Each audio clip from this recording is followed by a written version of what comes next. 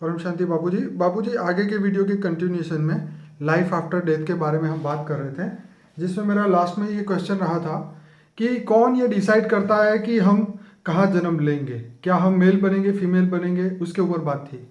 देखो, सूक्ष्म जगत में जी। कई ऐसे साधु संत महात्मा बैठे हैं, वो गाइडलाइन देते हैं तुम्हें राइट। कि तुम्हारा कर्मों का हिसाब कितना इतना बाकी है। हम्म। कर्मों का हिसाब किताब इतना बाकी है, तो तू मनुष्य आत्मा ऐसी बन, लूले लंगड़े बन, ये बन। तो कोई गरीब के यहाँ जन्म लेता है और बहुत पावरफुल आत्मा है, पैसे वाली आत्मा, अच्छी स्टेज है, तो उसको बोलता है तू पैसे वाला बनना और पैसे वाला बनकर पैसा कमाकर अच्छा कार्य करना। ठीक है। तो पैसे वाले के यहाँ जन्म लेते हैं, तो डायरेक्शन सूक्ष्म जगत वाले देते हैं। पहले चित्रगुप्त के यहाँ होता, दरबार लगता था, कहाँ जन्म लेना, मगर ये सब खत्म हो गया। नहीं, मेल बनना या फीमेल बनना, अगर ऐसा वो तो आत्मा के ऊपर आधार होता है। आत्मा की जो मेल, समझो कोई मनुष्य पुरुष मर गया, तो पुरुष के अंदर, उसकी आत्मा के अंदर पुरुष तत्व है, पुरुष भाव है, राइट, भावना है, पुरुष की भावना है। राइट। तो आत्मा जब शरीर छोड़ती है तो पुरुष भाव होता है, मगर जब उसके अंदर कोई ऊपर जाती है, सूक्ष्म जगत में जाती है, और फिर उसके अंदर कोई भाव बदलता है, सूक्ष्म वतन में भी भाव बदलता है, भावना बदलती है वहाँ, कर्मों के हिसाब किताब से भावना बदल जाती है, ऊपर में भी सूक्ष्म। तो बाबूजी, यहाँ पर भी ये होता है ना कि ये जो कोई लड़का है वो लड़की बन जाता है, लड़की है वो लड़का बन जाता है। हाँ, वो ये उसको ये लोग बोलते हैं हार्मोनल चेंजेस होता है। देखो, हार्मोन बनते कैसे, पहला ये समझो। पुरुष के हार्मोन और स्त्री के हार्मोन में क्या डिफरेंस होता है? उसकी आत्मा के हिसाब से, आत्मा में जो भावना पड़ी है कि मैं पुरुष हूँ, क्या है? भाव है ना, पुरुष भाव है। राइट। तो पुरुष भाव से उसकी बॉडी के अंदर हार्मोन्स बनते हैं। राइट। उसके सूक्ष्म शरीर, कारण शरीर से सूक्ष्म शरीर बनता है। तो सूक्ष्म शरीर में भाव पड़ा कि मैं पुरुष हूँ। तो जब आत्मा जन्म लेती तब उसके अंदर, गर्भ के अंदर ही पुरुष, स्त्री या पुरुष अंदर गर्भ में ही बनता है, तो वो अगले जन्म का भाव लेकर आती है। मगर मुझे ज्यादातर ये पता है कि जब ज्यादातर 99% में तो जब पुरुष होता है, पुरुष ही जन्मता है, और स्त्री जन्मता है। मैंने ऊपर में ऐसे भाव बदलते हुए बहुत कम देखे, रेयर केस होते हैं ऐसे जो। और इसलिए यहाँ हॉर्मोन्स बदल के वाली, मगर एक हॉर्मोन्स बदलने वाली बात बताऊं मैं आपको, मैंने जो देखी, अनुभव की है समाधि अवस्था में, कि जो हॉर्मोन्स बदलने वाली जो जन्मी है पुरुष, बरोबर, मगर उसके अंदर छोटी सी उम्र में या 5 साल 10 साल में अंदर कोई स्त्री तत्व वाली आत्मा अंदर कोई घुसी है, उसने प्रवेश किया है। राइट। है पुरुष वाली आत्मा है, जन्म लिया पुरुष ने, पुरुष शरीर है, मगर उसके अंदर स्त्री तत्व वाली आत्मा ने कोई प्रवेश किया, भूत प्रेत ने प्रवेश किया, तो उसकी आत्मा में भाव बिगड़ जाता है, इम्बैलेंस हो जाता है। तो कभी पुरुष भाव आ जाता है, कभी स्त्री भाव आ जाता है, तो फिर बाद में धीरे धीरे वो भूत प्रेत प्रवेश करके पूरी बॉडी को कंट्रोल कर लेता है, तो परमानेंटली स्त्री भाव आ जाता है, और स्त्री भाव में आकर वो सारी ये सब चेंज कराता है सब। चलिए बाबूजी, ये तो हो गई बात। अब हम बात करेंगे जो मृतात्मा, जो जिस आत्मा की मृत्यु हो गई है उसको मृतात्मा बोला जाता है, उसके पीछे की हुई प्रार्थना क्या सफल होती है? क्या पिंडदान, नारायण बलि जो आप बोलते हैं, ये सब सफल होता है उसके पीछे? ये एक्चुअली देखा हूँ तो ये भारत के हिंदू शास्त्रों में जो फिलोसॉफियाँ हैं, जो शास्त्रों में जो बात लिखी गई है, पहले 100% सच थी। भारत के शास्त्र 100% सच थे, चाहे कोई भी शास्त्र हो, वेद हो, उपनिषद हो, पुराण हो, उसको तुम नकार नहीं सकते। ठीक है। मगर पहले जो बातें थी, अब हर कोई चीज बदल गई। राइट। पहले आप देखो, भारत के अंदर आज से 5000 साल पहले केवल आदि, मतलब हिंदू फिलोसॉफी थी। राइट। हिंदू शास्त्र को ही मानने वाले थे। राइट। मगर धीरे धीरे अनेक धर्म आए, अनेक मतांतर आते गए। राइट। और हिंदू धीरे धीरे फिलोसॉफी, जो हिंदू फिलोसॉफी है, वो धीरे धीरे बहुत कम रह गई ना। हाँ, तो अब जो दूसरे जो धर्म वाले, जैसे क्रिश्चियन, मुसलमान या दूसरे धर्म वाले, बौद्ध दूसरे, ये तो हिंदू फिलोसॉफी को नहीं मानते, नारायण बनी को भी नहीं मानेंगे। हाँ, वो तो उनको पता ही नहीं। हाँ, नहीं, कोई भी हो। राइट। तो नारायण बनी में क्या होता है, कोई तुम्हारा पूर्वज है या कोई तुम्हारे घर में बैठा हुआ है पूर्वज, तो कहते हैं कि उसकी नारायण बलि चलाओ। तो वो गंगा के किनारे या कोई भी अच्छी नदी के किनारे जाकर वहां उसकी विधि करते हैं, और विधि करते वो आत्मा को तृप्त, अपने पूर्वज को तृप्त करने के लिए प्रोसेस होती है, विधि होती है। विधि माना प्रोसेस। पर ये क्या सफल होती है, ये एक बड़ा क्वेश्चन। एक्चुअली एक बात बताऊं, समय के हिसाब से सब कुछ बदलता जाता है। अगर वो आत्मा ने कहीं और ही जन्म ले लिया है तो कैसे उसको होगा? देखो एक बात बताऊं, हम्म। नहीं, जो जिस नारायण बलि के विधि करते हैं या कहीं भी करते हैं, कोई भी प्रक्रिया की, उसके मगर पीछे किसकी प्रार्थना करते भी हैं? की। मैं किसकी करते हैं पहले तो एक बात बताऊं, हम्म।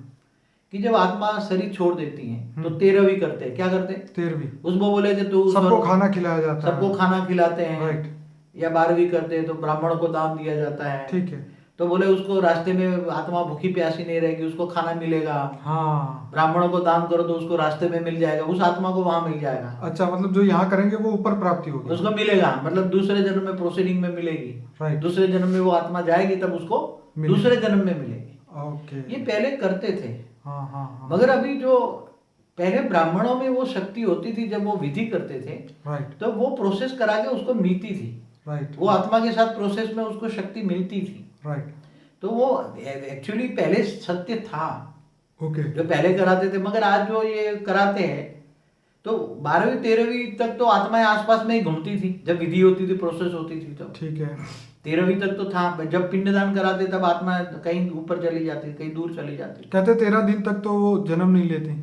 आत्मा घर में ही घुसती है जब तक विधि होती, पिंडदान नहीं होता था। ओके। घर में ही रहती है, आसपास देखती है सबको। ठीक है। आसपास आत्मा देखती है, दुखी होती है, कोई रोता है तो और दुखी हो। इसलिए मरने के बाद किसको रोना नहीं चाहिए। हाँ उसकी सदगति के लिए प्रार्थना, भगवान को प्रार्थना करनी चाहिए, वो उसकी सदगति हो। हाँ हाँ। क्योंकि तुम रोओगे तो वो भी रोएगी सूक्ष्म में। ठीक बात है। इसलिए ये जो विधियां हैं उसके लिए बहुत गहरा सब्जेक्ट है। देखो ये जो विधि कराते हैं, नारायण बलि हो जो, या उसकी जो आत्माओं की तृप्ति, अपने पूर्वजों की तृप्ति के लिए करते हैं, सब बहुत पहले भी शास्त्रों में लिखा है। तो बाबूजी अब इससे आगे बढ़ते हैं कि जैसे सूक्ष्म लोक के अंदर राक्षस, देवता, दानव, एंजल, फरिश्ते सब लोग अपने अपने अपने लेवल पे है। तो ये सब अभी भी काम कर रहे हैं इन आत्माओं को, जो मृतक आत्मा ऊपर जाती है उनसे डील करने के लिए। देखो अभी आप दुनिया में देखोगे ना, हम्म। तो कोई असुरों की पूजा करते हैं। हाँ बिल्कुल।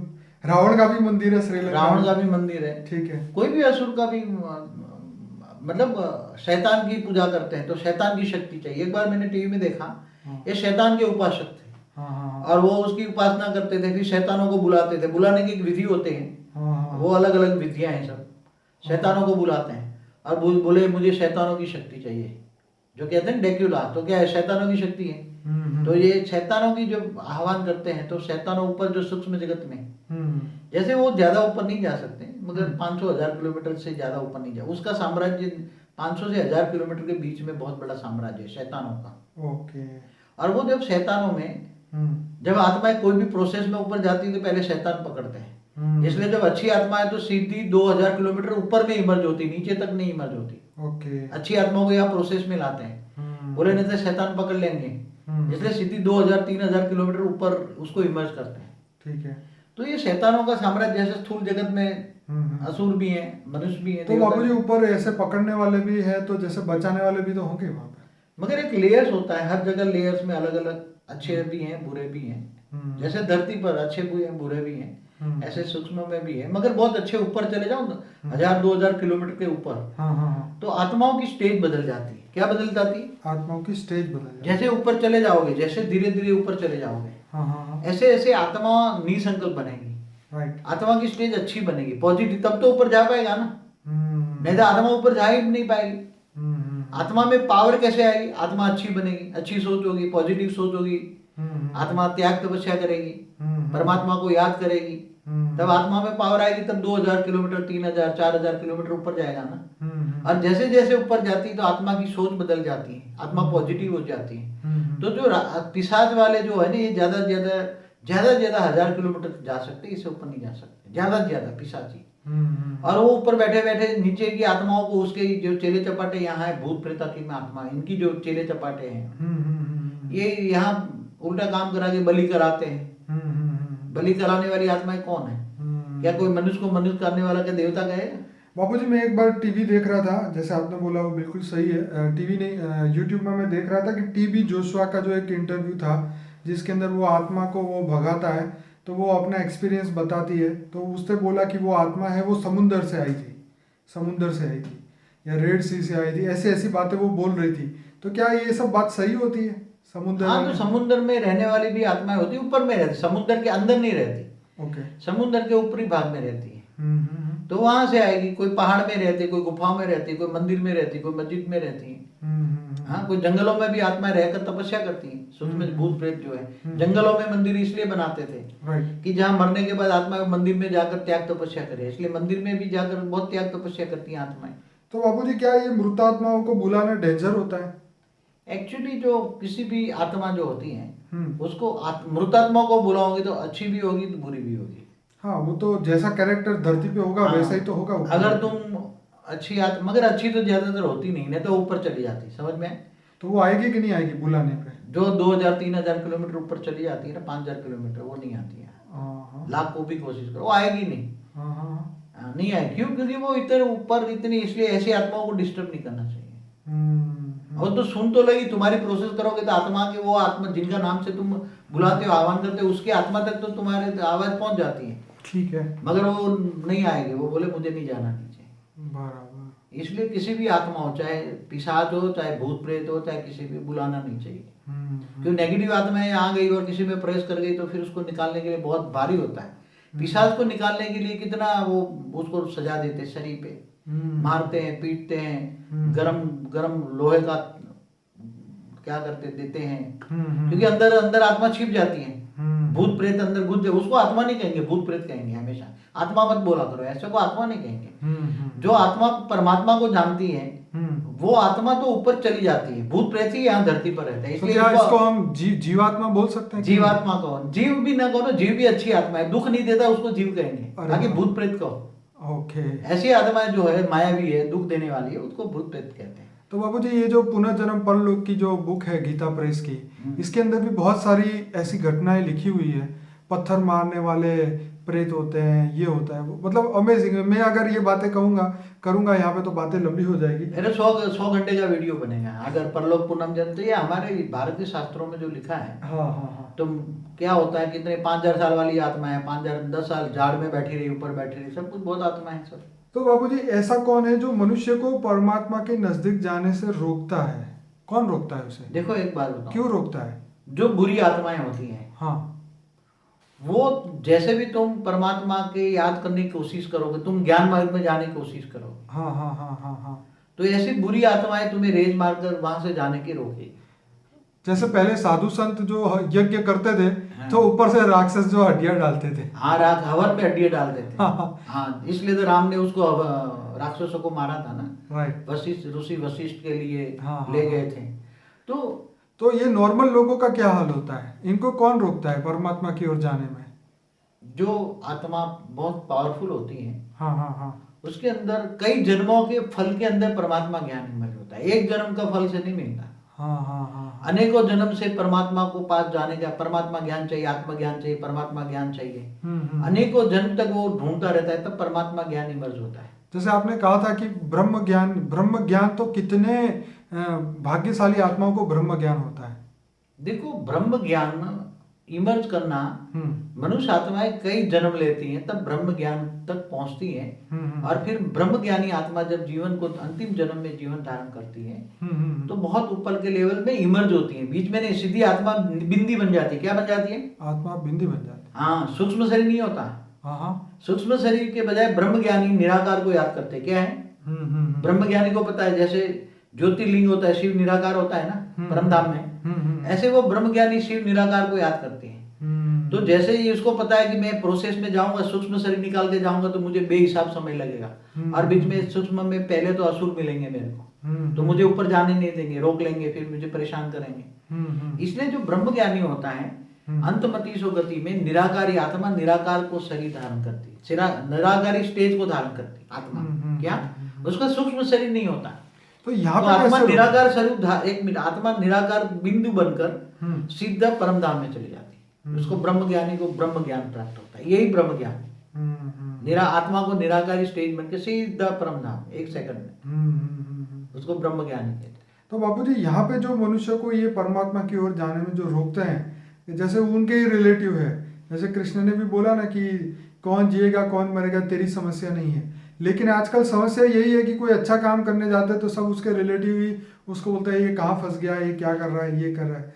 तो ये उसको रोकने वाले क्यों आ जाते हैं बीच में? देखो, ऐसा है, ये संसार में 99.99 नेगेटिव लोग रहते हैं। कितना? ओके। नेगेटिव लोग रहते हैं, मायावी लोग रहते हैं। इसलिए कोई अच्छा कार्य करने जाओ, आज भी तो तुम्हारे आज जो ज्ञान चल रहा है, जो जितने भी दुनिया पर जो ज्ञान चल रहा है, राइट, उससे ऊपर का तुम ज्ञान दोगे, परम ज्ञान दोगे तुम। और जो किताबों में नहीं लिखा है, जो परम ज्ञान है वो किताबों में नहीं लिखा। परम ज्ञान कोई दे नहीं सकता, ना लिख सकता है। ठीक है, बिल्कुल सर। जैसे वेद व्यास ने जो लिखा, वेद उपनिषद पुराण जो भी लिखा, ठीक है, मगर वो अपनी दिव्य दृष्टि से लिखा। राइट, मगर परम ज्ञान तो कोई लिखा नहीं सकता।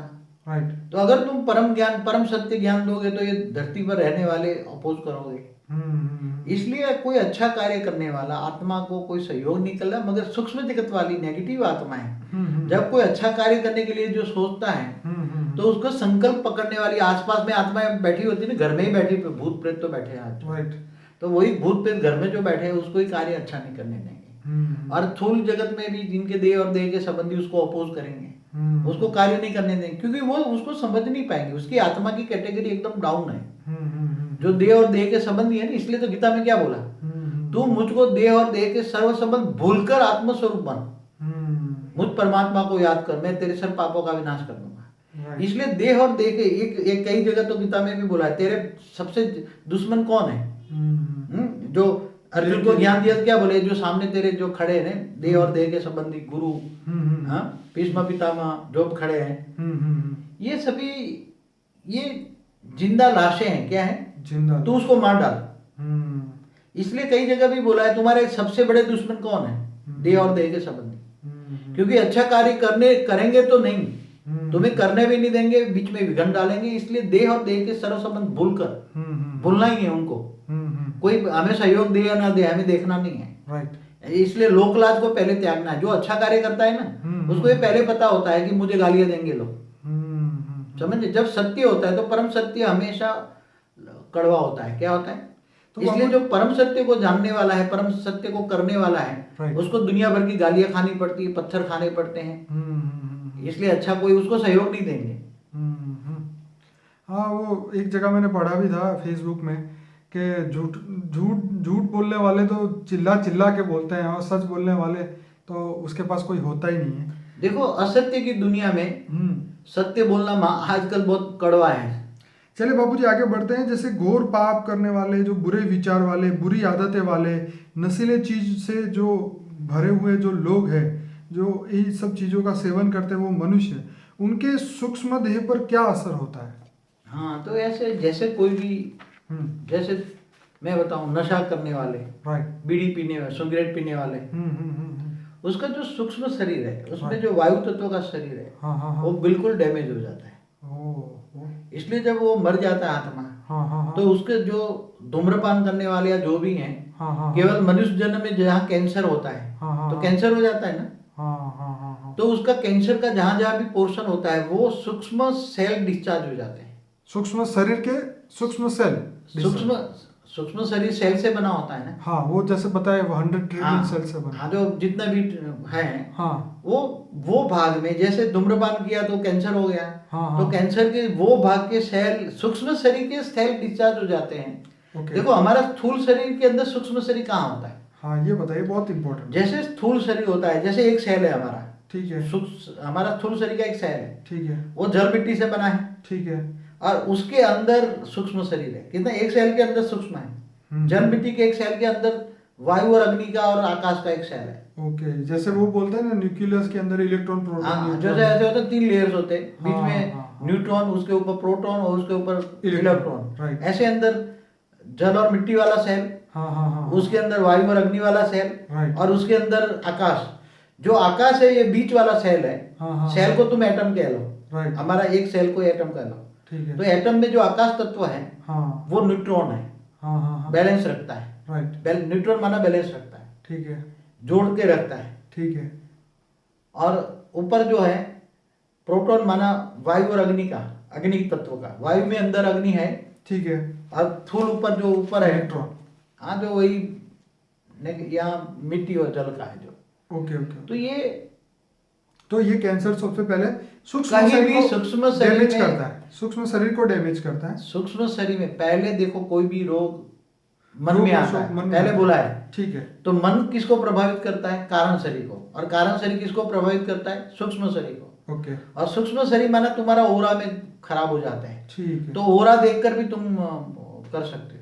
तो उसके बाद ये सब बीमारी सूक्ष्म में आती है, फिर स्थूल में आती है। ओके। अगर सूक्ष्म शरीर को तुम चेंज कर लो तो भी स्थूल धीरे धीरे धीरे चेंज होता है।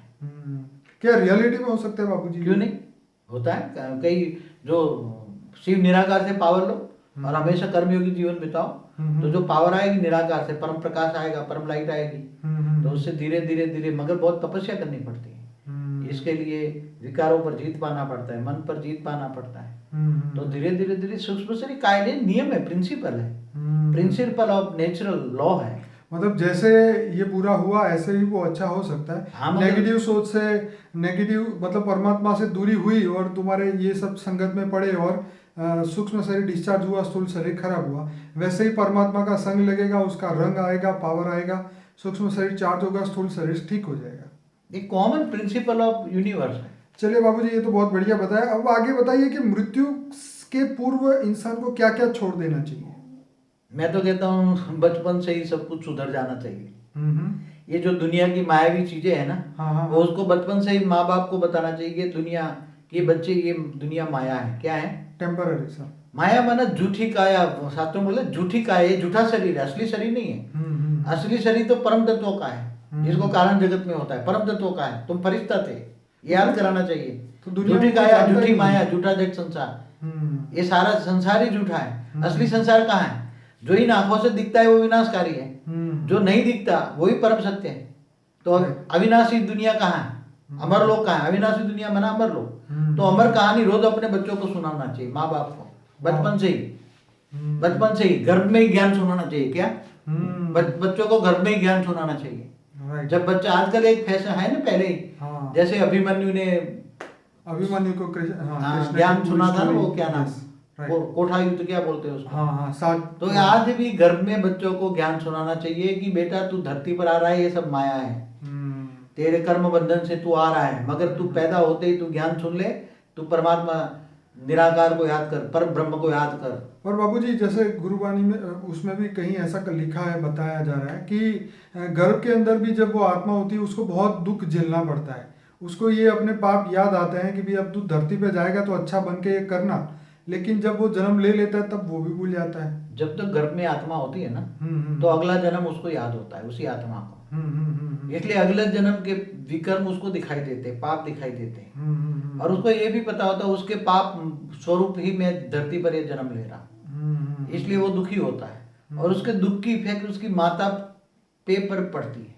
माता भी दुखी हो, मगर उसको माता को गीता ज्ञान पढ़े, अच्छा ज्ञान, परमात्मा को याद करे, तो माता की मन की इफेक्ट जो बच्चा है गर्भ में उस पर पड़ेगी और उसका भी परमात्मा ज्ञान उसके अंदर इमर्ज होगा। तो बाबूजी ये ज्ञान योग से सूक्ष्म शरीर प्रकाशमान हो जाता है, क्या ये सिर्फ ऊपर जाके ही हो सकता है या धरती पे भी हो सकता है? देखो मैं बताऊं, उसके कितने लेयर्स होते हैं। हाँ। एक जैसे आत्मा शरीर छोड़ती है, ठीक है, अच्छी आत्मा है मगर स्पीड कम है, ठीक है, तो पहले पहले धीरे धीरे सूक्ष्म जगत में जाएगी, ठीक है, तो नीचे वाला लेयर्स में आएगी, ठीक है, समझो कि ज्यादा से ज्यादा 1 लाख किलोमीटर ऊपर गई, फिर वहां साधु संतों से किया, योग किया उसने, ऊपर जाने के लिए वहां प्रोसेस बता दी, योग करते हैं, ठीक है, तो निसंकल्प बनी आत्मस्वरूप की अनुभूति कराते हैं, आत्मा में पावर आती है, राइट। ऊपर में तुम विष्णु को याद करो तो विष्णु लोक तक पहुंचोगे, शिव को याद करो तो शिव को याद करोगे, राइट। तो ये प्रोसेस बताते हैं। तो धीरे धीरे आत्मा ऊपर जाती है, और आत्मा जो जाती है तो धीरे धीरे सूक्ष्म जो शरीर है उसका पावर आती है। आत्मा में पावर आने से सूक्ष्म शरीर के अंदर लाइट आती है, जो अग्नि तत्व ज्यादा हो जाता है, फिर वायु तत्व कम हो जाता है। 3 तत्वों में जब आत्मा निसंकल्प बनती है तो आकाश तत्व बढ़ता है। क्या बनता है? आकाश तत्व बढ़ता है। तो ऊपर जाने की स्पीड आ जाती है। जब 1 करोड़ किलोमीटर ऊपर गई, 10 करोड़ किलोमीटर ऊपर गई, स्पीड आती जाती है, ऊपर चली जाती है। ठीक है। और फिर जैसे जैसे आकाश तत्व बढ़ता है तो वायु तत्व धीरे धीरे एकदम कम हो जाता है, राइट। और उसके अंदर आकाश और अग्नि तत्व रहता है, 2 तत्वों का शरीर बन जाता है। क्या बन जाता है? वो बहुत ऊपर जाएगी, बहुत ऊपर जाएगी। ठीक है, मतलब जहाँ पे वायु का लेयर खत्म हो जाता है इस धरती का, वायु का जहाँ जहाँ लेयर्स खत्म, मगर आकाश तत्व में भी हल्की वायु तो होती है ना। हाँ, हल्की वायु होती है। हाँ, होती है। ठीक है। तो धीरे धीरे वायु आकाश तत्व रह जाएगा, उसकी बॉडी के अंदर आकाश तत्व स्पीड बढ़ जाती है। राइट। फिर जैसे जैसे आत्मा के अंदर फिर समझो कि ये 10 खरब किलोमीटर ऊपर चली गई, सूर्य की ग्रेविटी से बाहर निकल गई। ठीक है। तो उसके अंदर फिर उसकी बॉडी के अंदर आत्मा के अंदर उसको जिसको याद करेगी उसी से पावर मिलेगी। वो शिव निराकार को याद करती है। तो सूक्ष्म जगत से वो कारण जगत में प्रवेश कर लेती है। तो कारण जगत में प्रवेश कर लेती तब उसके अंदर परम तत्व का शरीर होता है। राइट। उसका शरीर बदल जाता है। हर पल उसका शरीर बदलता जाता है। हर पल जितना ऊपर जाती है इतना शरीर बदलता जाता है। जैसे आत्मा की स्टेज बदलती है ऐसे उसके शरीर बदलते हैं। राइट। और आत्मा की स्टेज अच्छी होती है, आत्मा में पावर आती है, ज्ञान आता है, योग आता है, वैराग आता है, तब वो ऊपर जाती है। फिर जैसे विष्णुपुरी में गई तो कारण जगत है। तो कारण जगत में 3 तत्वों का शरीर के बजाय परम तत्वों के 3 परम तत्व, परम आकाश, परम वायु, परम अग्नि। ठीक है। और महाकारण माना शिवपुरी, वहाँ 100% परम तत्व है। फिर आत्मा निराकारी बन जाती, शरीर दोनों शरीर चला जाता है, आत्मा निराकार बन जाती है, परम धाम में चली जाती है। तो जीव से शिव बन गया वो। और शिव को फिर ज्ञान होता है, ज्ञान स्वरूपम, ब्रह्म को पूरा ज्ञान होता है, ब्रह्म ज्ञानी बन गया पूरा। और शिव स्वरूप बन गया, जीव से शिव बनता है। तो परम धाम में उसके अंदर शिव समान कैटेगरी होती है। और फिर उसको ज्ञान होता है कि उसका भी क्रिएटर महाशिव है। तो महाशिव की जाने के लिए उसकी प्रोसेस में आता है। तो निराकारी स्टेज में कई ग्रुप में कई निराकारी आत्माएं मिलकर एक पावर का गोला बनाकर उसमें महाशिव के पास चली जाती, गैलेक्सी के बीच में जहाँ महाशिव रहता है सेंटर पॉइंट में। फिर तो वो शिव से महाशिव बन गए। ऐसी तरह महाशिव के पास बहुत पावर लेती, फिर ज्ञान आता है कि उसके यहाँ से परम महाशिव भी है। तो इस यूनिवर्स के सेंटर पॉइंट में परम महाशिव रहता था, वहां भी जाती, भी ट्रैवल में आ जाती आत्मा। तो मुझे ये जर्नी आप जो बता रहे हैं वो आफ्टर डेथ की बात है क्या? ये अभी मनुष्य अभी से कर सकता है क्या इस जीवन में? मैं बताऊं, हाँ, आत्मा के पास इतनी शक्ति है, अगर चाहे तो मनुष्य एक कर्म बंधन से छोड़कर आत्मस्वरूप में स्थित होकर रोज 8 घंटा आत्मस्वरूप में स्थित होकर प्रोसेस में है, शिव निराकार से पावर भी ले या महाशिव से ले या परम, अगर मगर डायरेक्ट ऑलमाइटी अथॉरिटी से ले, कई मल्टीवर्स का मालिक परम ऊंच से ऊंच परम धाम में निराकार है, उससे डायरेक्ट पावर ले और ये भाव रखे कि मैं तुम्हारा ग्रेट ग्रेट ग्रैंड चाइल्ड हूँ, क्या हूँ, ये भाव रखे। अंदर भाव आना जरूरी है। बिल्कुल। तुम्हारा क्या रिलेशन है, रिलेशन के हिसाब से भाव आएगा कि तुम्हारा वो great great great grand father है, क्या है, तुम मेरे ग्रेट ग्रेट ग्रैंड फादर हो, तुम ऊंच से ऊंच परम धाम में रहते हो, तुम पावर हाउस हो, मुझे थोड़ा सा पावर दे दो। तो उसकी आत्मा में धीरे धीरे पावर आती जाएगी और कर्मयोगी जीवन बिताए तो यही जन्म के अंदर सीधा ये ऊंच से ऊंच परम धाम में भी जा सकती। कितना ऊंच से ऊंच परम धाम कितना दूर है, मतलब आफ्टर जर्नी के जगह पहले बिफोर जर्नी सीधे। गीता में इसलिए तो बोला है तुम मुझे याद कर तो मैं तुम सीधे मेरे पास चले आओ, सीधे, बीच में कोई इंटरप्ट नहीं करेगा। वाह, ये तो बहुत वंडरफुल बात है। क्या बोला है गीता में, तुम मुझे याद कर तुम सीधे मेरे पास चले आओगे, उच्च पद पाओगे, परम धाम, ऊंच से ऊंच परम धाम। वो तो क्योंकि कृष्ण को ज्ञान देने वाला ऑलमाइटी अथॉरिटी था, वो ऊंच से ऊंच परम धाम का, केवल परम धाम नहीं, महापरम धाम नहीं, ऊंच से ऊंच परम धाम का वासी। तो मतलब हम यहाँ पर मनुष्य होते हुए भी हम अपना सूक्ष्म शरीर को प्रकाशमान कर सकते हैं। हाँ, तो सूक्ष्म शरीर तो कारण जगत में जाओ तो आत्मा में हजारों सूर्य की रोशनी आती। आत्मस्वरूप, क्योंकि ये तुम्हारे विघ्न जो है ना, कर्मों का हिसाब किताब खत्म हो जाता है। तो आत्मा जब अविनाशी बन जाती है, जब ब्रह्म स्वरूप बन जाती है, तो उसमें करोड़ों सूर्य की रोशनी होती है। तो बाबूजी इसी के साथ एक और भी क्वेश्चन था, इससे कनेक्टेड था, क्या परमात्मा लोगों की प्रार्थना भी सुनता है? डायरेक्ट परमात्मा किसकी सुने, तुम्हारी आवाज कैसे जाएगी, तुम क्या लाउड स्पीकर लगाने से सुनेगा? आजकल तो लोग यही समझते हैं, इसलिए मंदिर मस्जिद हर जगह पे। मगर एक तो तुम जिसको ज्ञान जानते हो, जैसे कोई शिव निराकार को तो जानता ही नहीं है, बहुत कम लोग जानते हैं अविनाशी ब्रह्म को। ठीक है। कई लोग तो बस परम प्रकाश की उपासना करते हैं, मगर उसके साथ तुम्हारा क्या रिलेशन है वो पता नहीं है ना। जब तक तुम्हारा रिलेशन नहीं पता है तब तुम्हारी आत्मा में वो भाव नहीं आता। और जब आत्मा में भाव नहीं आता तब तक वो प्यार नहीं आता। राइट। और जब कि तुम्हारा परम पिता है, वो उसके गुण नहीं जानते, वो दया का सागर है, प्यार का सागर है, ये सब, तो उसके गुण भी धीरे धीरे आएंगे, मनुष्य आत्मा में धीरे धीरे गुण आएंगे। तो वो स्टेज को लाना, ज्ञान समझना, ये सब बहुत बड़ी बात होती है। तो परमात्मा प्रार्थना तो सुनता ही है, भले पूरी ना करे, सुनता तो होगा। ऊपर वाले पास तो सबकी प्रार्थना जाती है, क्या ऊपर में नहीं बैठा है क्या? है तो सही ना, वेटिंग लिस्ट होगा। मगर एक मैंने कोई साधु संत को बोला था, बहुत बड़ा बड़ा बड़ा बड़ा मेला लगा के लाखों 35 लाख की मेजनी में, बोला कि ऊपर परमात्मा नहीं है, परमात्मा तुम्हारे दिलों में है। कितना गंदा झूठ बोल रहा है। एक बहुत बड़ा जो नामांकित साधु है, जिसको मैं नाम नहीं देना चाहूंगा, मगर अभी मैंने सुना टीवी में 35 लाख के सामने कहता है क्या कि परमात्मा ऊपर नहीं है, परमात्मा तुम्हारे दिल में। अरे तुम्हारे दिल में तो पाप भरा है, कहाँ परमात्मा पापी है क्या? कितना झूठ बोलते हैं लोग। क्या पापी? ये तो पापियों का भी पापी, साधु नहीं हुआ तो पापी हुआ। चलिए, लोगों को मिसगाइड भी ले जाता है। बोलो, हर एक की अपनी दृष्टि है, जैसे क्या लोग उल्टे रास्ते पर ले जाते हैं। बोले तुम्हारे दिलों में, दिल तो पापी है, दिल में तुम्हारे, अरे कहता आत्मा में, ये कहता है कि तुम्हारा आत्मा परमात्मा का अंश है, ये देता, ये ज्ञान देता। क्या ज्ञान देता? हाँ, ये ठीक है। नहीं, साधु संतों को भी ये कहना चाहिए कि तुम परमात्मा के अंश हो, ये बात तक ठीक है, मगर तुम्हारी आत्मा मैली हो गई है। क्या हो गई? आत्मा मैली हो, ये समझाना चाहिए। मगर तुम परमात्मा ऊपर में नहीं है, कोई नहीं है ऊपर में, ऊपर में परमात्मा कोई है ही नहीं, ऐसा बोलता है। तो ये तो गलत है ना। और तुम्हारे दिलों में परमात्मा है। अरे दिल तुम्हारा परमात्मा है, अरे आत्मा भी कहता ना तो अंश तुम भी मानते, मगर कितना लोगों को मिसगाइड करते हैं। मेरे को दुख होता है, दुनिया को मिसगाइड करने वाले यही है सब। चलिए, जिस दिन आपका वीडियो देखेंगे सब अक्ल अपने आप ही तो अपने आप ही आएंगे ऐसे। फिलहाल अब हम आगे बढ़ेंगे कि हम ये जानना चाहेंगे कि बाबूजी ये पागल और आधा पागल क्यों जन्म लेता है। शायद उसका जवाब आपने दे भी दिया है, तो इसके ऊपर ज़्यादा हम चर्चा नहीं करेंगे, क्योंकि अब समझ आ गई है कि अगर आधा पागल या पागल से जन्म लेगा तो उसके पाप जल्दी कट जाएंगे। तो अब उसका हम ये सोचते हैं कि ये रियलिटी में स्वर्ग और नर्क है। क्यों? स्वर्ग ऊपर है, देवता ऊपर रहते थे, है।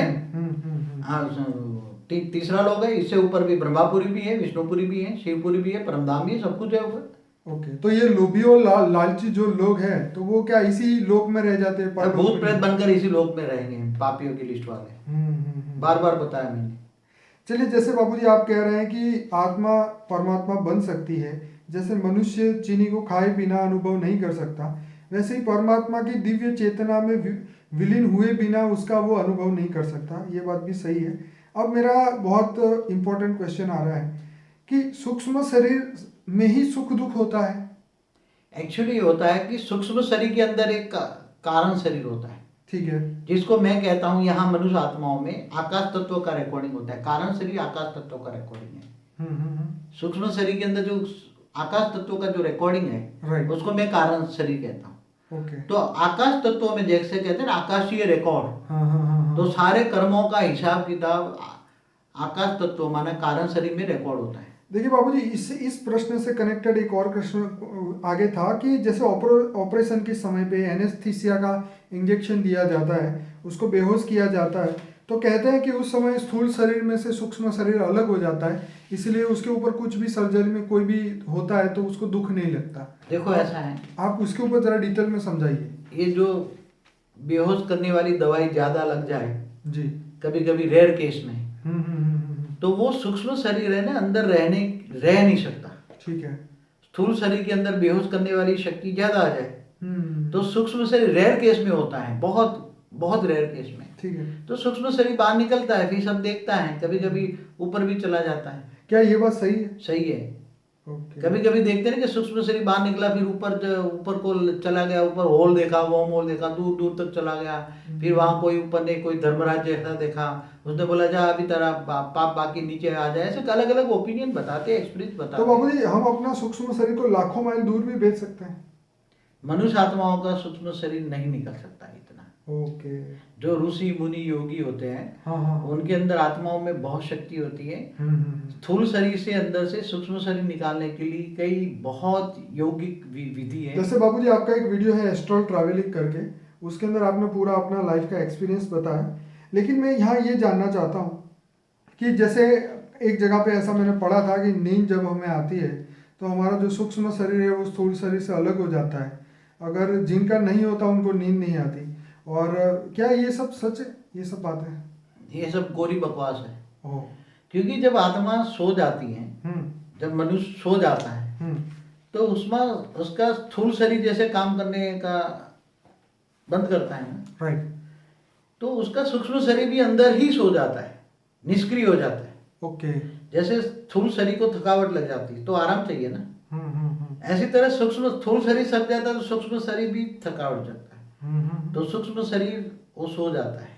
तो जो मन थक जाता है, जैसे हम बोलते हैं कि हाथ थक गए, टेंशन हो गया, तो मन नहीं थक जाता, तो ये क्या सूक्ष्म शरीर थक जाता है? मन का कारण शरीर, मन के हिसाब से बना वो कारण शरीर थक जाता है। ओके। तो वो सूक्ष्म शरीर डिफेक्ट होता है, तो स्थूल शरीर डिफेक्ट होता है।